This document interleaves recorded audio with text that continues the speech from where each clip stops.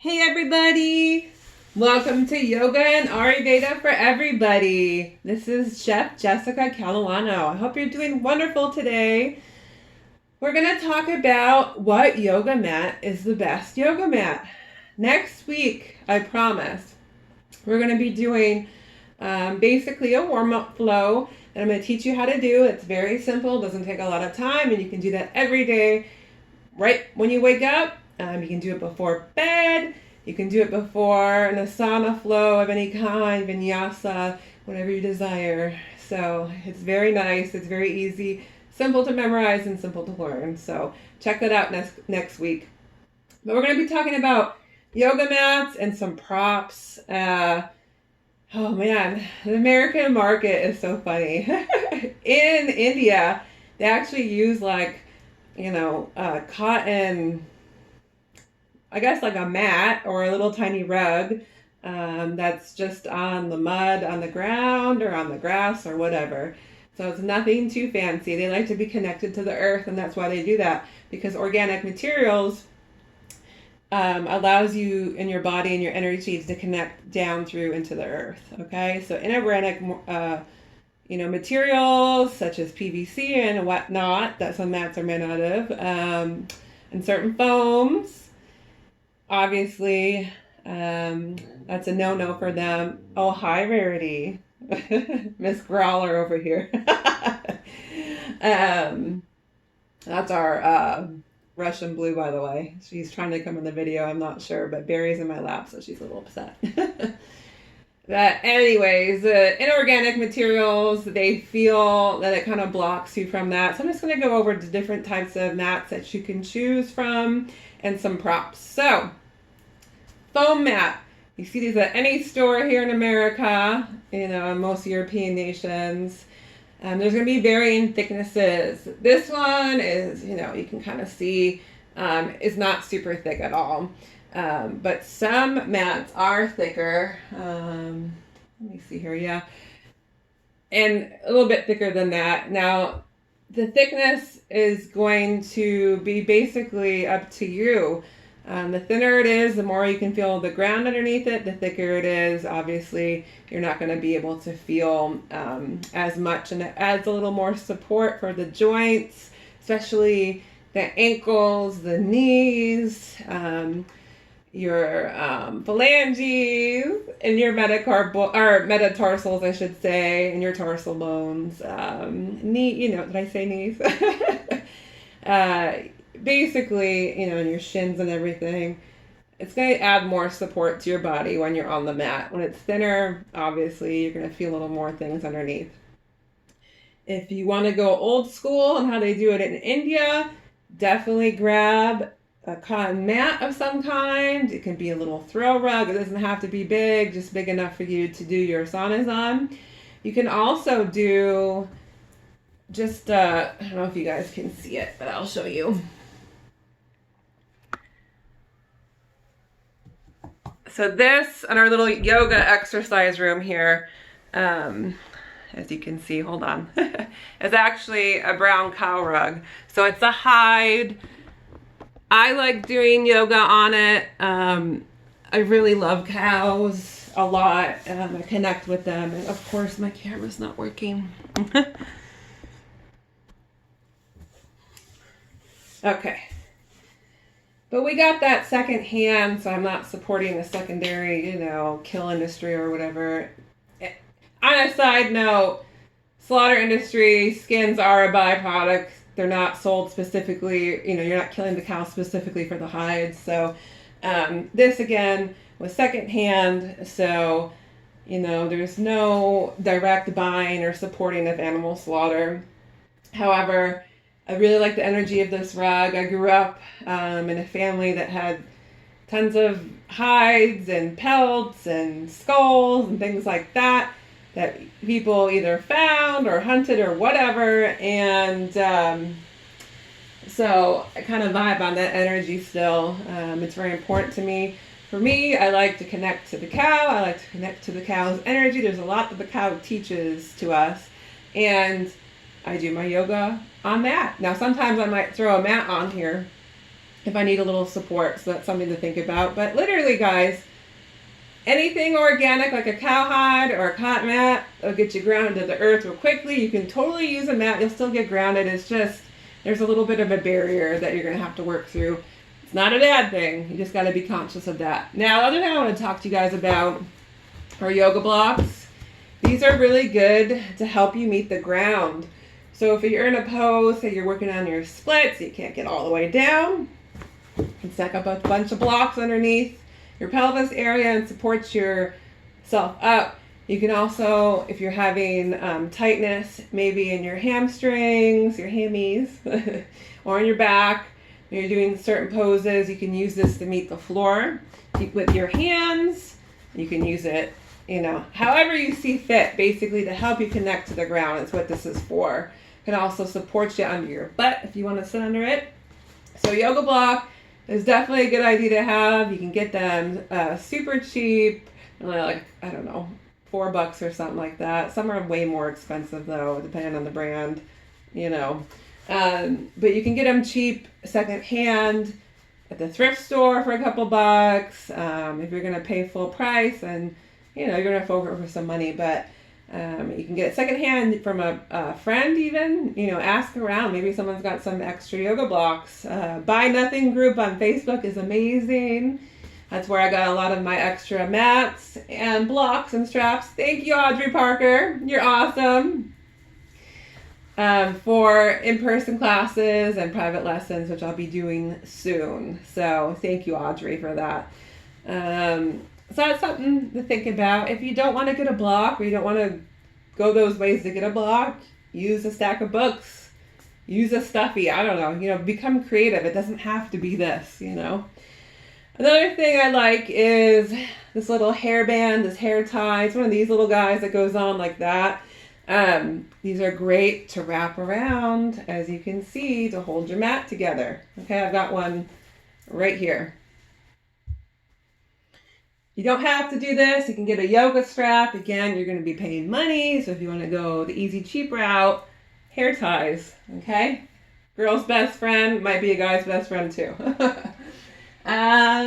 And then we're going to talk about the straps. Now, the straps are really, really important because, again, it's helping you get into poses. So it'll help you stretch your legs, your arms, your limbs, okay? This is a great aid.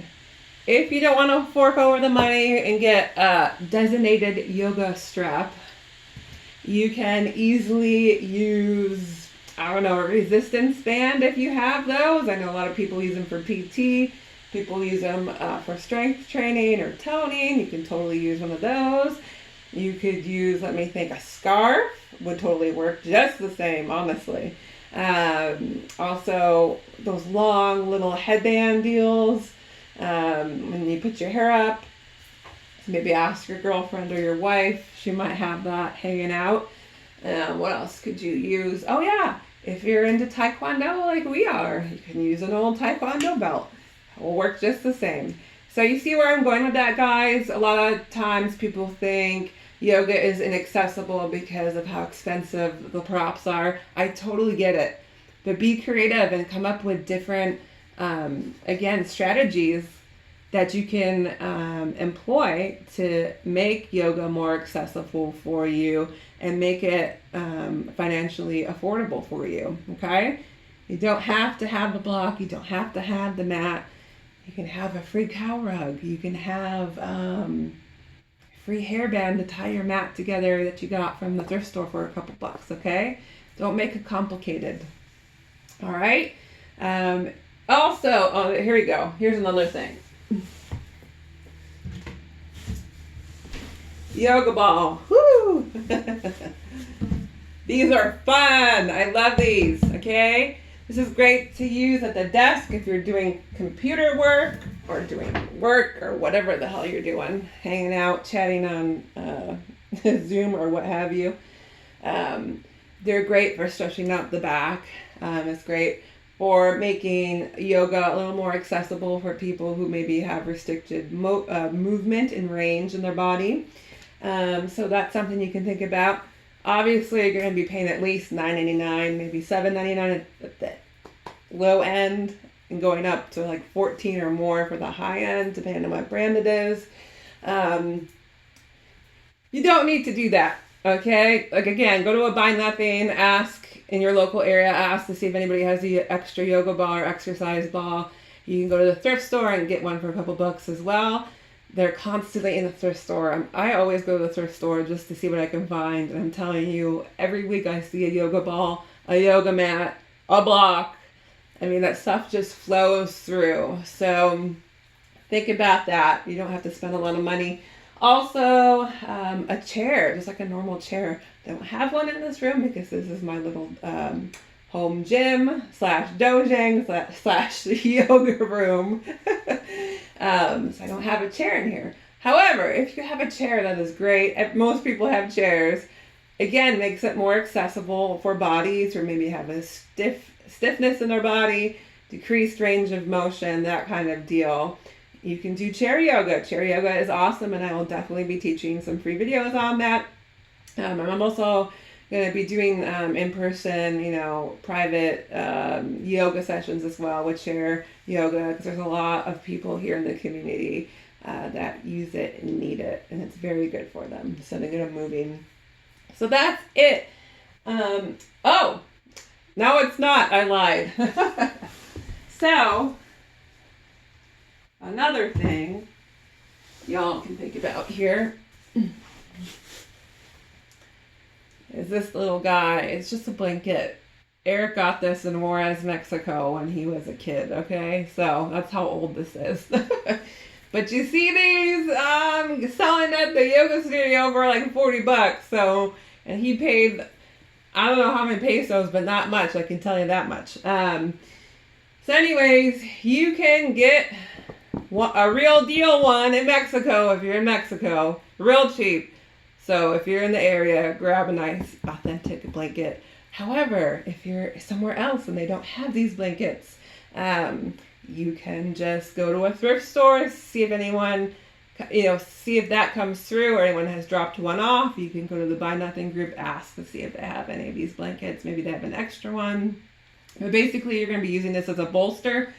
You can put it under your butt get your bones off of, your sitting bones off the ground for support. You can use it behind your lower back when we're doing Savasana, which is corpse pose. Put it under your head. There's so many things that you can do with this to make it more comfortable and yoga more comfortable for you. Okay? So let me think. Okay. I keep having things I need to tell you guys about.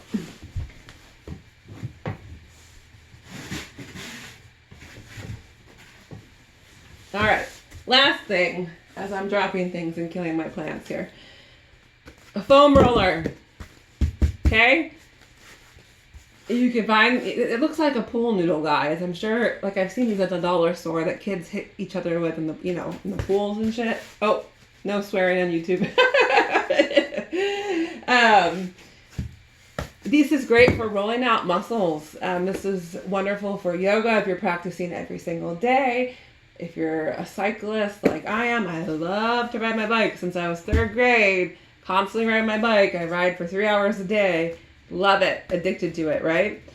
I need this so bad on my little hamstrings and my calf muscles, okay? My hammies can feel it. They get tight, and I just roll them out. It feels amazing. It's good for your back, too, if you have lower back pain and things like that. So these are just kind of different props to think about in your own personal space at home when you're getting to know yoga and to start practicing. Yoga is not something that you kind of do once a week and put it on the back burner and forget about it. It's a lot like Taekwondo and martial arts. It's a practice you have to do every day. Okay? It's something that becomes a lifestyle. So even if it's 5 minutes a day, 10 minutes a day, that's fine. And don't forget, most people don't understand that. They just think yoga is just the asanas part, the asana practice of just doing the poses. It's not. It's a lot of spiritual and philosophical things that are happening as well. So meditation for 5 minutes a day, that counts towards your yoga practice, believe it or not. You know, most people would never think about that, but it does. So you're practicing yoga with your meditation, which is awesome. Also, studying the, just studying the different Vedas in yoga as well. That's practicing yoga. You're needing to know the history and the roots, okay? And here's another thing. One second, I'll be right back.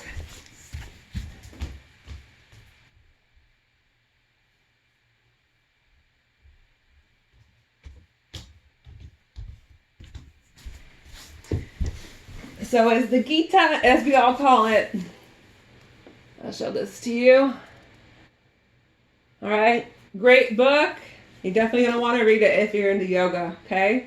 The Song of the Lord, as they call it. It's just such a great book. It's the best known of all Indian scriptures, okay? This is the best-selling translation of the Gita. And just really, I don't know, really kind of get your mind going in the right path. So that's an essential as well. All right, everybody, thank you so much for coming and sharing some space with me today. Like I said, next week we're going to be working on a very, very simple warm-up that you can do any time of day or night. That will be very, very good for you to have in your back pocket. Even if you're traveling and you're at the hotel or in the airport, you can do it there too. You don't need a mat, okay? All right, bye everybody. Barry, do you want to say hi? You want to say goodbye? Come here, baby. Come here, my baby. Hi. Hi, did you want to say goodbye? Do you want to say goodbye, Barry? Oh, my little man. My little man. Oh, I know. I'm embarrassing you. You told me to oh, you embarrassed, Barry, because I'm talking in this sweet little voice to you. All right, Barry says bye. See you guys next week.